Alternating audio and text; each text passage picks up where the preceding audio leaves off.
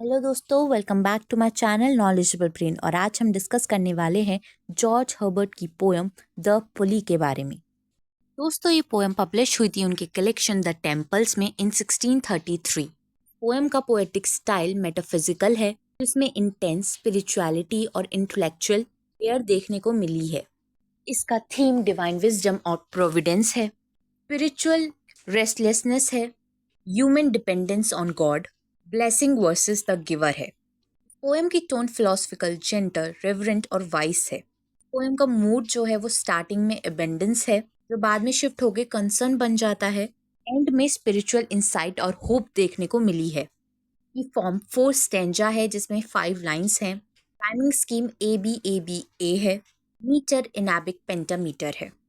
Poem में जो metaphor use हुआ है द पुली, पुली क्या होता है? जो वेट को उठाता है। वैसे ही रेस्टलेसनेस जो है वो इंसान को उठाती है टूवर्ड्स गॉड। चलिए पोएम को लाइन बाय लाइन समझते हैं, जिससे आपको और अच्छे से क्लियर हो जाए। पोएम की शुरुआत में स्पीकर कहते हैं when God at first made man, यानी कि जब भगवान ने पहली बार मैनकाइंड को बनाया था, क्रिएट किया था। यहाँ पे स्पीकर ने फर्स्ट लाइन में सेटअप किया है जो ओरिजिन है स्टोरी का, मैनकाइंड का, उससे शुरुआत की है पोएम की। कहते हैं having a glass of blessings standing bye. Speaker कह रहा है कि उसके पास एक कंटेनर है जो पूरी ब्लेसिंग से भरा हुआ है। ग्लास सिंबॉलिक है वेसल के लिए, जो भगवान के दिए हुए गिफ्ट को होल्ड कर रहा है।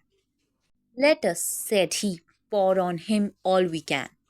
यहाँ पे स्पीकर कहता है कि भगवान ने बोला कि चलो हम इंसान को सारी ब्लेसिंग्स दे देते हैं जो हम दे सकते हैं।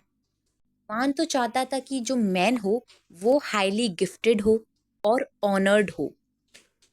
Let's the world riches which dispersed lie, all scattered riches all over the world. यानी कि जितनी भी ब्लेसिंग्स हैं, पावर, ब्यूटी, विजडम, वो सब एक इंसान के अंदर आ जाए। Contract into a span. Span का मतलब होता है स्मॉल स्पेसेस। सारी जो ब्लेसिंग है इन सबको इकट्ठा किया जाए और मैन को दी जाए। कहते हैं so strength first made a way. सबसे पहले भगवान ने एक इंसान को फिजिकल स्ट्रेंथ दी। जो ब्लेसिंग्स का ऑर्डर है उसकी शुरुआत हुई थी फिजिकल स्ट्रेंथ से। Beauty flowed, then wisdom, honour, pleasure.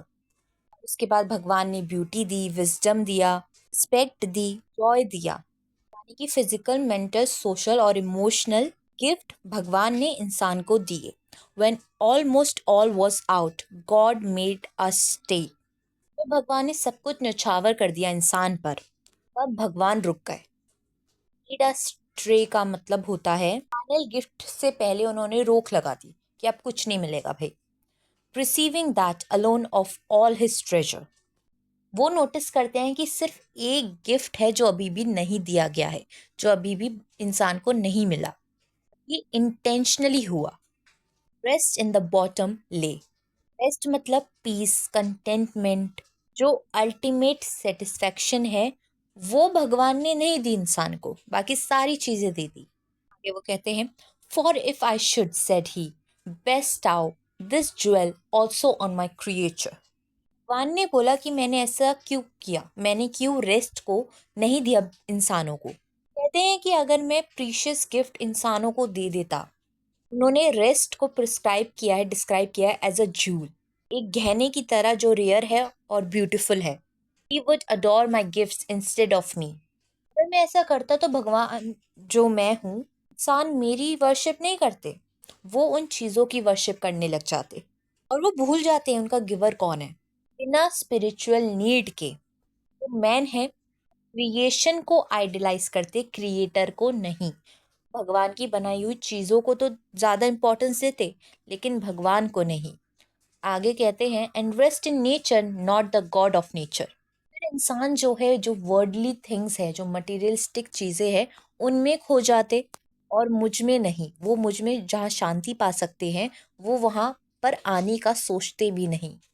जो नेचुरल प्लेजर है वो शायद इंसानों को डिस्ट्रैक्ट कर सकते हैं स्पिरिचुअल ट्रुथ से। So both should losers be. इसलिए दोनों को ही, मैन और गॉड को, कुछ चीज़ें खोनी पड़ती है। भगवान ने इंसान का प्यार खो दिया, और इंसान ने ट्रू डिवाइन रेस्ट को। आगे कहते हैं yet let him keep the rest. लेकिन जो बाकी सारी ब्लेसिंग्स हैं वो इंसान को मिल जाए। भगवान ने बाकी कोई ब्लेसिंग नहीं रोकी, ब्यूटी विजडम बाकी सारी चीजें नहीं रोकी, बस सिर्फ रेस्ट को रोका है।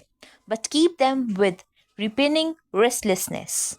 लेकिन भगवान उन चीजों को भी रोक सकते हैं अगर उसमें डिसकंटेंट हो या इनर एम्प्टीनेस हो।